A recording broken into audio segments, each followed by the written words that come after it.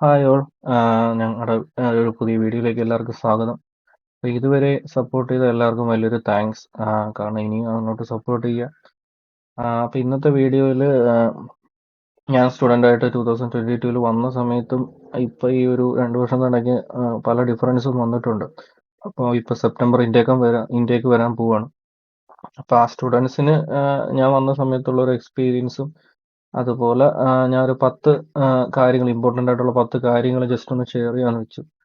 അപ്പോൾ ഫസ്റ്റ് കാര്യം എന്ന് പറയുന്നത്, കോമൺ ആയിട്ടുള്ള ഒരു കാര്യം എന്ന് പറഞ്ഞാൽ പാസ്പോർട്ട് അതുപോലുള്ള എല്ലാ ഡോക്യുമെന്റ്സും മറ്റുള്ള നമ്മുടെ വിസ കാര്യങ്ങളുള്ള മറ്റുള്ള വിസ റിലേറ്റഡ് ആയിട്ടുള്ള ഡോക്യുമെന്റ്സ് എല്ലാം നമ്മൾ സബ്മിറ്റ് ചെയ്തതിൻ്റെ ഒരു പ്രിന്റ് ഔട്ട് നമ്മളെ കയ്യിൽ കരുതുക. അത് നമ്മൾ ഇവിടെ വന്നു കഴിയുമ്പോഴത്തേനും ഇമിഗ്രേഷനിൽ ചിലപ്പോൾ അവരുടെ നോർമൽ പ്രൊസീജിയറായിട്ട് കുറച്ച് കാര്യങ്ങളൊക്കെ ചോദിക്കും. അതിനു വേണ്ടിയുള്ളതാണ്. അപ്പോൾ അതൊന്ന് നമ്മൾ കരുതുക. പിന്നെ ഇവിടെ വന്നു കഴിഞ്ഞാൽ ഇമിഗ്രേഷൻ ആരും പേടിക്കേണ്ട ആവശ്യമൊന്നുമില്ല. കാരണം അവരുടെ ഒരു റൂട്ടീൻ പ്രൊസീജിയർ വെച്ചിട്ടാണ് നമ്മുടെ അടുത്ത് പല കാര്യങ്ങളും ക്വസ്റ്റ്യൻസ് ചോദിക്കുന്നത്. അതിന് പ്രോപ്പറായിട്ടുള്ള ആൻസർ കൊടുത്തു കഴിഞ്ഞാൽ ആ പ്രൊസീജിയർ സിമ്പിളായിട്ട് കഴിയും. അത്രയേ ഉള്ളൂ, വേറെ ഒന്നുമില്ല. അത് എല്ലായിടത്തും ഉള്ള പോലെ തന്നെ ഒരു കുറച്ച് നമുക്ക് ആദ്യമായിട്ട് ഇവിടെ വരുമ്പോഴുള്ളവർക്ക് ഒരു സ്ട്രിക്റ്റ് ആയിട്ട് തോന്നുന്നുണ്ടെങ്കിലും അത് അവരുടെ റൊട്ടീൻ പ്രൊസീജിയറാണ്. പിന്നെ മെയിനായിട്ട് പറയാനുള്ള ഫസ്റ്റ് പോയിന്റ് എന്ന് പറഞ്ഞു കഴിഞ്ഞാൽ, ഇവിടെ വന്നു കഴിഞ്ഞ് കഴിഞ്ഞാൽ BRP കളക്ഷൻ. കാരണം ഈ 2024 ഈ BRP എന്ന് പറയുന്ന ഫിസിക്കൽ കാർഡ് സിസ്റ്റം മാറുവാണ്. ഇപ്പം കറന്റ് സ്റ്റുഡന്റിന് BRP ഉണ്ടോ എന്ന് എനിക്ക് 100% അറിയത്തില്ല. പക്ഷേ BRP ഉണ്ടെന്നുണ്ടെങ്കിൽ ഇവിടെ വന്ന് കളക്ട് ചെയ്യുക. പിന്നെ 2004 ശേഷം, ഡിസംബറിന് ശേഷം അത് വിസയിലേക്ക് മാറും. അപ്പോൾ വിസയുടെ കാര്യങ്ങളൊക്കെ നമ്മൾ പതിയെ അതിൻ്റെ ഒരു വീഡിയോ ചെയ്യും. പിന്നെ അല്ലെന്നുണ്ടെങ്കിൽ ഓൾറെഡി വീഡിയോ ചെയ്ത ആൾക്കാരുണ്ട്. അത് ലിങ്ക് നോക്കി കഴിഞ്ഞ് കഴിഞ്ഞാൽ നമുക്ക് എങ്ങനെ വിസ ചെയ്യുന്നുള്ളത്. പിന്നെ യൂണിവേഴ്സിറ്റി രജിസ്ട്രേഷൻസ് കംപ്ലീറ്റ് ചെയ്യുക. അപ്പോൾ യൂണിവേഴ്സിറ്റി രജിസ്ട്രേഷൻ കംപ്ലീറ്റ് ചെയ്ത് കഴിഞ്ഞ് കഴിഞ്ഞാൽ നെക്സ്റ്റ് ഒരു സെക്കൻഡ് കാര്യം എന്ന് പറയുന്നത് ബാങ്ക് അക്കൗണ്ട്. കാരണം അത് വളരെ ഇമ്പോർട്ടൻ്റ് ആയിട്ടുള്ള കാര്യമാണ്. ബാങ്ക് അക്കൗണ്ട് നോക്കുക. നമുക്ക് ഇഷ്ടംപോലെ ബാങ്ക്സ് ഉണ്ട്. HSBC, ഹാലിഫാക്സ്, അൾസ്റ്റർ, പിന്നെ അതുപോലത്തെ ഡെൻസ്കി, അങ്ങനെയുള്ള കുറേ അധികം ലോയ്ഡ്സ്, പിന്നെ അതുപോലത്തെ ഇഷ്ടംപോലെ ബാങ്ക് ഉണ്ട്. അപ്പം നിങ്ങളുടെ ഓരോ ബാങ്കിനും അതിൻ്റെതായ ബെനിഫിറ്റ്സും പോസിറ്റീവ്. ചില ബാങ്കുകാർ അക്കൗണ്ട് പ്രൊവൈഡ് ചെയ്യുന്നുണ്ട്. നിങ്ങൾ നെറ്റിൽ കയറി കഴിഞ്ഞാൽ നിങ്ങൾക്ക് ഇഷ്ടംപോലെ അക്കൗണ്ട്സിന്റെ ഡീറ്റെയിൽസ് കിട്ടുന്നതായിരിക്കും. അപ്പം യൂണിവേഴ്സിറ്റിയുടെ ലെറ്റർ മേടിക്കുക. പിന്നെ BRP, പിന്നെ ചിലപ്പോൾ അക്കോമഡേഷൻ പ്രൂഫ് എന്തെങ്കിലും ഉണ്ടെന്നുണ്ടെങ്കിൽ അത് കൊടുക്കുക. പിന്നെ മൂന്നാമതായിട്ടുള്ള കാര്യം എന്ന് പറയുന്നത് ട്രാൻസ്പോർട്ടേഷൻ. അപ്പോൾ ഇവിടെ സ്ഥിരമായിട്ട് നമ്മൾ ഏറ്റവും കൂടുതൽ പബ്ലിക് ട്രാൻസ്പോർട്ടേഷൻ എന്ന് പറയുന്നത് ബസ്, ട്രെയിൻ പോലുള്ള പബ്ലിക് ട്രാൻസ്പോർട്ടേഷൻസ് നമ്മുടെ ഇവിടുത്തെ ഒരു ബെൽഫാസ്റ്റുള്ള നോർത്തേൺ എന്ന് വെച്ച് കഴിഞ്ഞാൽ ഒരു പീക്ക് ടൈം കഴിഞ്ഞ് കഴിഞ്ഞാൽ ബസ് സർവീസ് കുറഞ്ഞു വരും. പീക്ക് ടൈമിൽ ബസ് സർവീസ് കൂടുതലായിരിക്കും. പിന്നെ സിറ്റിയിലാണെങ്കിൽ മെട്രോ ബസ്, അതായത് പിങ്ക് ബസ് എന്ന് പറയും. അല്ലെന്നുണ്ടെങ്കിൽ ഔട്ടർ ഏരിയയിലേക്ക് പോകുമ്പോൾ അൾസ്റ്റർ, RB എന്ന് പറയും. അങ്ങനെ കുറച്ച് ബസ് കാറ്റഗറീസ് ഉണ്ട്. പിന്നെ കോച്ച് സർവീസ് ആയിട്ടുള്ള ഗോൾഡ് ലൈൻ, അങ്ങനത്തുള്ള സർവീസസ് ഉണ്ട്. ഇപ്പൊ ട്രാൻസ്ലിങ്ക് ആണ് ഇതെല്ലാം പ്രൊവൈഡ് ചെയ്യുന്നത്. റെയിലായിട്ട്, ബസ് ആവട്ടെ, എല്ലാം ട്രാൻസ്ലിങ്കിന്റെ അണ്ടറിലാണ്. അപ്പം UK മെയിൻലാൻഡിലാണെന്നുണ്ടെങ്കിൽ അവർക്ക് ഇഷ്ടംപോലെ വേറെ അധികം സർവീസസ് ഉണ്ട്. ഇവിടെ ഇത് ട്രാൻസ്ലിങ്ക് ആണ്. പിന്നെ ഇപ്പൊ ട്രാൻസ്ലിങ്കിന്റെ വീക്ക്ലി, ഡെയിലി, മന്ത്ലി പാസസ് കിട്ടും. അപ്പൊ ഒരുപ്പെട്ട എനിക്ക് എൻ്റെ അറിവിൽ ഒരു ഏജ് കാറ്റഗറിയിലുള്ള സ്റ്റുഡൻസിന് ഡിസ്കൗണ്ട് കിട്ടും. എല്ലാവർക്കും കിട്ടത്തില്ല. അപ്പൊ അതിന്റെ പ്രൊസീജിയർ ട്രാൻസ്ലിങ്കിന്റെ വെബ്സൈറ്റിൽ അല്ലെങ്കിൽ യൂണിവേഴ്സിറ്റിയിൽ എൻക്വയറി ചെയ്താൽ കിട്ടും. പിന്നെ സ്ഥിരമായിട്ട് ബസ്സിനെ ഡിപ്പെൻഡ് ചെയ്യുന്ന ആൾക്കാരാണെന്നുണ്ടെങ്കിൽ ഈ ട്രാവൽ കാർഡ് എടുക്കുന്നതാണ് കുറച്ചുകൂടെ ബെറ്റർ, കുറച്ചുകൂടെ അഫോർഡബിൾ അതായിരിക്കും. പിന്നെ ഈ വൺ സൈഡ് സിംഗിൾ ടിക്കറ്റ് എടുക്കുന്നതിന് പകരം മൾട്ടിപ്പിൾ ആയിട്ടുള്ള അല്ലെങ്കിൽ ഡേ ടിക്കറ്റ് എടുക്കുന്നതായിരിക്കും കുറച്ചുകൂടെ ബെറ്റർ. പിന്നെ ടാക്സി എന്ന് പറയുന്നത് ഓരോ ലൊക്കാലിറ്റി അനുസരിച്ച് പലതരത്തിലുള്ള ടാക്സി ക്യാബ് പ്രൊവൈഡേഴ്സ് ഉണ്ട്. ഫോണെ ക്യാബ്, വാല്യൂ ക്യാബ്, അതുപോലെ കോളേ ക്യാബ്. പിന്നെ ഓരോ ഏരിയയ്ക്ക് അനുസരിച്ചുള്ള ലോക്കലായിട്ടുള്ള കുറച്ച് ക്യാബ്സ് ഉണ്ട്.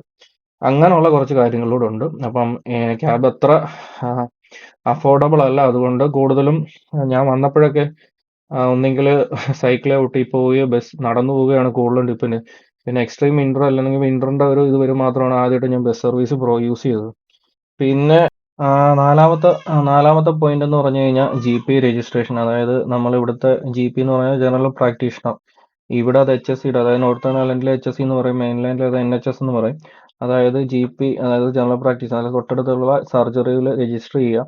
അവിടാണ് നമ്മുടെ ഫസ്റ്റ് പോയിന്റ് ഓഫ് കോൺടാക്ട് എന്ന് പറയും. നമുക്ക് എന്തെങ്കിലും ട്രീറ്റ്മെന്റ് വേണമെന്നുണ്ടെങ്കിൽ അല്ലെങ്കിൽ എന്തെങ്കിലും അസുഖം ഉണ്ടെന്നുണ്ടെങ്കിൽ ഇവിടെ അപ്പോയിന്റ്മെന്റ് കിട്ടുക എന്ന് പറയുന്നത് അത്ര എളുപ്പമല്ല. നമ്മുടെ ഒരു കണ്ടീഷൻ അനുസരിച്ചാണ് അവർ അപ്പോയിന്റ്മെന്റ് പ്രൊവൈഡ് ചെയ്യുന്നത്.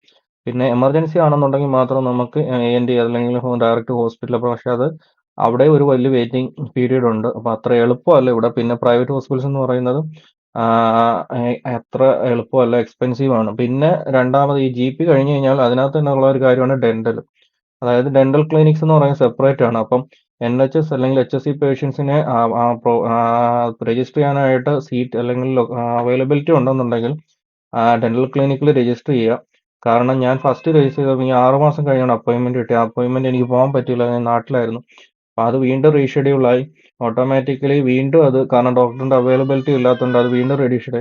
അങ്ങനെ ഓൾമോസ്റ്റ് ഇപ്പോൾ 2 വർഷത്തോളം ആവുന്നു. അപ്പം ഇതുവരെ എനിക്ക് ഡെന്റൽ അപ്പോയിൻമെന്റ് കാണാൻ പറ്റിയിട്ടില്ല.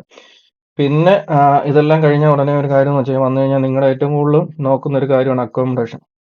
അക്കോമഡേഷൻ എന്ന് പറഞ്ഞു കഴിഞ്ഞാൽ എളുപ്പമാണോ എന്ന് വെച്ചാൽ സ്റ്റുഡൻസ് വരുമ്പോഴത്തേന് കുറച്ചുകൂടെ നമുക്ക് ആ ഒരു സ്റ്റുഡൻറ് ഫസ്റ്റ് ഒരു കുറച്ച് ടൈം അക്കോമഡേഷൻ കിട്ടാൻ കുറച്ച് പാടായി. കാരണം എസ്പെഷ്യലി സ്റ്റുഡൻറ് ഇൻടേക്ക് ഉള്ള സമയത്ത് അത് കുറച്ച് ബുദ്ധിമുട്ടാണ്. അപ്പം അതിനകത്ത് മെയിൻ ആയിട്ടുള്ള വെബ്സൈറ്റ്സ് എന്ന് പറഞ്ഞു കഴിഞ്ഞാൽ പ്രോപ്പർട്ടി പാൽ, ഗംട്രീ, പിന്നെ ചിലപ്പോൾ ഫേസ്ബുക്ക് മാർക്കറ്റ് പ്ലേസ്, പിന്നെ സ്റ്റുഡൻ്റ് ആയിട്ടുള്ള ആണെങ്കിൽ അൾസൺ സ്റ്റുഡൻസ് അക്കോമഡേഷൻ ഉണ്ട്, ക്യൂൻസിൻ്റെതായിട്ട് അക്കോമഡേഷൻ ഉണ്ട്.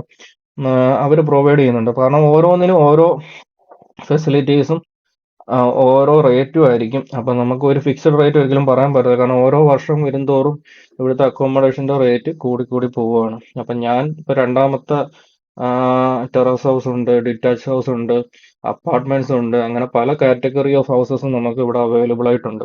അപ്പം വന്നു കഴിഞ്ഞാൽ നിങ്ങൾ ചെയ്യേണ്ട അക്കോമഡേഷൻ കണ്ടുപിടിക്കാൻ വെച്ചാൽ വരുമ്പോൾ അറ്റ്ലീസ്റ്റ് ഒരു മാസത്തേക്കെങ്കിലും ഒരു ടെമ്പററി അക്കോമഡേഷൻ എവിടെയെങ്കിലും കണ്ടുപിടിച്ചിട്ട് വരിക. പിന്നെ അതിനുശേഷം ഒരു പാർട്ട് ടൈം ജോലിയൊക്കെ കണ്ടുപിടിച്ച് അതിന്റെ കൂട്ടത്തിൽ ഈ പറയുന്ന ഒരു പെർമനന്റ് ആയിട്ടുള്ള അക്കോമഡേഷൻ, അത് ഷെയർഡ് ആണ് കൂടുതലും സ്റ്റുഡൻസ് വന്നു കഴിഞ്ഞാൽ പ്രിഫർ ചെയ്യുന്നത്. കാരണം അതാണ് കുറച്ചുകൂടെ ബഡ്ജറ്റ് ഫ്രണ്ട്ലി.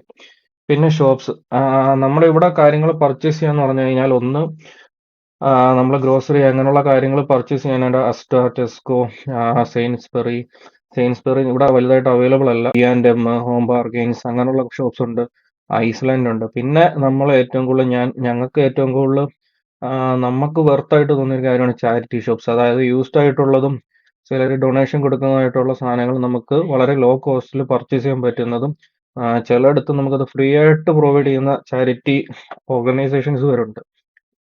അപ്പം നമുക്ക് ബഡ്ജറ്റ് ഫ്രണ്ട്ലി ആയിട്ട് ചെയ്യണമെന്നുണ്ടെങ്കിൽ ആ ചാരിറ്റി ഷോപ്സിനെ എല്ലാ ടൗണിൽ അല്ലെങ്കിൽ എല്ലാ സിറ്റി സെന്റർ ഏരിയാസിലും ഇഷ്ടംപോലെ ചാരിറ്റി ഷോപ്സ് ഉണ്ട്. നിങ്ങൾ ഇവിടെ വന്നു കഴിഞ്ഞാൽ താമസിക്കുന്ന ഏരിയയിൽ ഒന്ന് ജസ്റ്റ് ഒന്ന് നടന്നാൽ മതി. നമുക്ക് അവിടെ ഫർണിച്ചർ ആവട്ടെ, അപ്ലയൻസസ് ആവട്ടെ, ക്ലോത്ത്സ് ആവട്ടെ, പിന്നെ അതുപോലെ എല്ലാ ഐറ്റംസും നമുക്ക് അവിടെ കിട്ടുന്നതായിരിക്കും. പിന്നെ അടുത്ത പോയിന്റ് എന്ന് പറയുന്നത് പാർട്ട് ടൈം ജോബ്സ്. അതായത് ഏറ്റവും ഇമ്പോർട്ടൻ്റ് ആയിട്ടുള്ള കാര്യം, വന്നു കഴിഞ്ഞാൽ നമ്മുടെ BRP കിട്ടി, എല്ലാം നമ്മുടെ ബാങ്ക് അക്കൗണ്ട് ഒക്കെ സ്റ്റാർട്ട് ചെയ്തു, എല്ലാം കഴിഞ്ഞു കഴിഞ്ഞാൽ നമ്മൾ ഫസ്റ്റ് ഒരു CV മേക്ക് ചെയ്യാം. നമുക്ക് ഓൺലൈൻ തന്നെ ഇഷ്ടംപോലെ CV മേക്ക് ചെയ്യാനുള്ള ഓപ്ഷൻസ് ഉണ്ട്. പ്ലേ സ്റ്റോറിൽ CV മേക്കർ എന്ന് പറയുന്ന ആപ്ലിക്കേഷൻസ് ഇഷ്ടംപോലെ അവൈലബിൾ ആണ്. അപ്പോൾ അപ്ഡേറ്റഡ് ആയിട്ട് നല്ല ക്വാളിറ്റി ഉള്ള ഒരു CV മേക്ക് ചെയ്യുക. നമ്മൾ ഡയറക്റ്റ് പോയി എല്ലാ ഷോപ്സിലേക്കും അപ്ലൈ ചെയ്യുക. അതായത് നമ്മൾ ഒരിക്കലും മടി വിചാരിക്കില്ല, നമ്മൾ ഡയറക്റ്റ് പോവുക. നമ്മൾ ഒരു എത്ര അപ്ലൈ ചെയ്യുന്നോ അത്രയും എളുപ്പത്തിൽ നമുക്ക് ജോലി കിട്ടും. കാരണം സ്റ്റുഡൻസ് വരുന്നൊരു ടൈം ആകുമ്പോൾ ഓട്ടോമാറ്റിക്കലി ഒരു ജോബിന് ഡിമാൻഡ് കാണും. അപ്പം നമ്മൾ എത്രമാത്രം ട്രൈ ചെയ്യുന്നു അത്രമാത്രം നമുക്ക് റിപ്ലൈ കിട്ടും. 1-2 ദിവസം ചിലപ്പോൾ ഫീഡ്ബാക്ക്, ചിലപ്പോൾ ഒരാഴ്ച എടുക്കും, ചിലപ്പോൾ 2 ആഴ്ച എടുക്കും, 1 മാസം വരെ എടുത്തവരുണ്ട്. അപ്പം നമ്മൾ ഫോർ എക്സാമ്പിൾ ഹോസ്പിറ്റാലിറ്റി ഇൻഡസ്ട്രി ആയിക്കോട്ടെ, ഇപ്പം ഫോർ എക്സാമ്പിൾ ഈ ഹോസ്പിറ്റൽ സെക്ടർ ആയിക്കോട്ടെ, അല്ലെങ്കിൽ കെയർ ഹോം ആയിക്കോട്ടെ, അങ്ങനെ പലതരത്തിലുള്ള ജോബ്സ് അവൈലബിൾ ആയിട്ടുണ്ട്. അപ്പം നമ്മളത് കിട്ടുന്ന ജോലി ഏതാണോ അതിലേക്ക് ആദ്യം കയറുക, പിന്നെ അതിൽ നിന്ന് പതിയെ വേറൊരു ജോലി നോക്കുക, പിന്നെ പാർട്ട് ടൈം ജോലി കയറുമ്പോൾ ഏറ്റവും കൂടുതൽ ശ്രദ്ധിക്കേണ്ട ഒരു കാര്യം, നമ്മൾ ലീഗൽ ആയിട്ടുള്ള വർക്കിംഗ് അവേഴ്സ് മാത്രമേ വർക്ക് ചെയ്യുന്നുള്ളൂ എന്നുള്ളതൊക്കെ. ഞാൻ ക്യാഷ് ഇൻ ഹാൻഡ് ജോബ് ഒരിക്കലും ഞാൻ പ്രിഫർ ചെയ്യത്തില്ല, ഇറ്റ്സ് നോട്ട് സേഫ്. അപ്പോൾ അതുകൊണ്ട് അത് എല്ലാവരും സൂക്ഷിക്കുക. ഇപ്പം പലരും ചെയ്യുന്നുണ്ടായിരിക്കാം, ഇല്ലായിരിക്കാം, പക്ഷെ എൻ്റെ ഒപ്പീനിയനിൽ ഞാൻ ഒരിക്കലും ഈ ക്യാഷ് ഇൻ ഹാൻഡ് ജോബ് ചെയ്യാൻ പറയത്തില്ല. കാരണം അത് നിങ്ങളുടെ ഫ്യൂച്ചറിനെ അഫക്റ്റ് ചെയ്യും ചിലപ്പോൾ.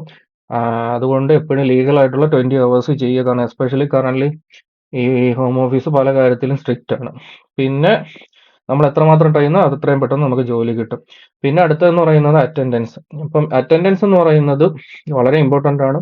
യൂണിവേഴ്സിറ്റിയിൽ പോവുക, കറക്റ്റ് പോവുക, പോയില്ലെന്നുണ്ടെങ്കിൽ അത് എന്തെങ്കിലും വാലിഡ് ആയിട്ടുള്ള റീസൺ ആണ്. ഫോർ എക്സാമ്പിൾ ഒരു സിക്ക് നോട്ടാണെന്നുണ്ടെങ്കിൽ അത് അവരുടെ ഇൻചാർജിന് ഇൻഫോം ചെയ്യുക. അതായത് കോഴ്സ് ഡയറക്ടറോ അല്ലെന്നുണ്ടെങ്കിൽ ആരാണോ ഇൻചാർജ് അവർ ഇൻഫോം ചെയ്യുക. പിന്നെ കറക്റ്റ് സമയത്ത് നല്ല രീതിയിൽ അസൈൻമെന്റ്സ് സബ്മിറ്റ് ചെയ്യുക. കാരണം ഇത് ഇല്ലെന്നുണ്ടെങ്കിൽ കോഴ്സ് നമ്മൾ കളിച്ച് ചിരിച്ച് നടന്ന്, അല്ലെന്നുണ്ടെങ്കിൽ പിന്നെ അത് ചെയ്യാം, അല്ലെങ്കിൽ നാളെ ചെയ്യാം, മറ്റന്നാൾ ചെയ്യാം എന്നും പറഞ്ഞ് വെച്ചുകൊണ്ടിരുന്നു കഴിഞ്ഞാൽ നമ്മുടെ പല കാര്യങ്ങളും പെൻഡിങ് വരും. പിന്നെ അവസാനം ഇതെല്ലാം കൂടെ ഒരുമിച്ച് ആകുമ്പോഴത്തേനും നമുക്കത് സബ്മിറ്റ് ചെയ്യാൻ പറ്റാതെ വരും. പിന്നെ നമ്മൾ പെട്ടെന്ന് സബ്മിറ്റ് ചെയ്യുമ്പോൾ അതിനകത്ത് എറർ വരും, അങ്ങനെയുള്ള പല പല പ്രശ്നങ്ങൾ വരും.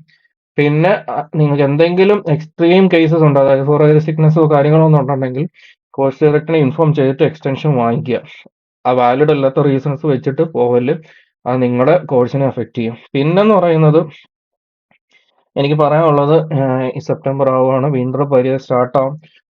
വിന്റർ സെപ്റ്റംബർ എന്ന് പറയുന്നത് ആക്ച്വലി വിന്ററിന്റെ സ്റ്റാർട്ടിങ് സ്റ്റേജ് മാത്രമാണ്.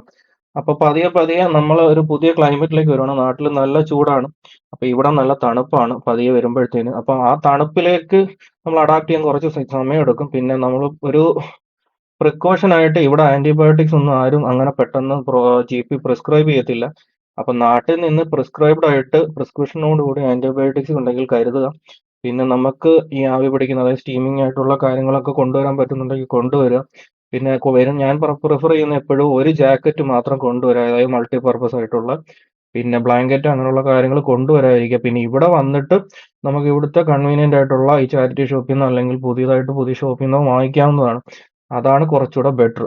പിന്നെ ഈ ഡ്രസ്സും കാര്യങ്ങളൊക്കെ വാങ്ങിക്കുമ്പം ഒത്തിരി ഡ്രസ്സസ് കൊണ്ടുവരായി. കാരണം ഇവിടെ സീസണൽ ആയിട്ടുള്ള ഡ്രസ്സിങ് ആണ് നമ്മൾ കൂടുതലും. കാരണം ഇപ്പം സമ്മർ കഴിയാറായി, ഇപ്പൊ സമ്മർ ഡ്രസ്സസ്, അത് കഴിഞ്ഞാൽ വിന്റർ, പിന്നെ സ്പ്രിങ്, അങ്ങനെ മാറി തിരിഞ്ഞ് നമുക്ക് ഡ്രസ്സ്. അപ്പം എല്ലാ ഡ്രസ്സും കൂടെ കൊണ്ടുവന്നിട്ട് നമുക്ക് യൂസ് ആവത്തില്ല.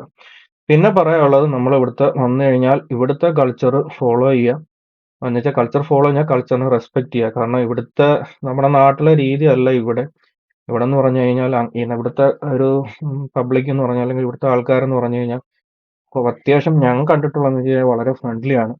ഇപ്പം ഇങ്ങോട്ട് വന്ന് നമ്മൾ വളരെ ഹെൽപ്പ് ചെയ്യാൻ മെന്റാലിറ്റി ഉള്ള ആൾക്കാരാണ്.